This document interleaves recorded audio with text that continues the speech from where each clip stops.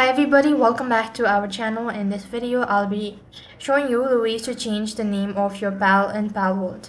In order to change the name of your pal in PalWorld, you could just follow these steps. So if you prefer that the name given to them by Pocket Pair, then you do not need to do anything like this. But if you want to change your pal name in PalWorld, however, you could follow these steps. Now, first thing first, you want to build a PalWorld. So that you need to have a base. After that, you want to go ahead and access the PalWorld of your party menu. Next, you want to choose the PalWorld you want to change the name of. Now view the detail page that shows their skills, states and abilities as well.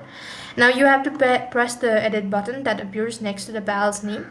Then you want to type in 24 characters and submit to a new name you have chosen for your pal. Now there is no limit to the amount of pals you can change name in PalWorld. Every pal can have a unique name if you want to separate them in this way. So that's all for this video. I hope the video was helpful. Make sure to like, share and subscribe to our channel. Thank you for watching. See you in the next video.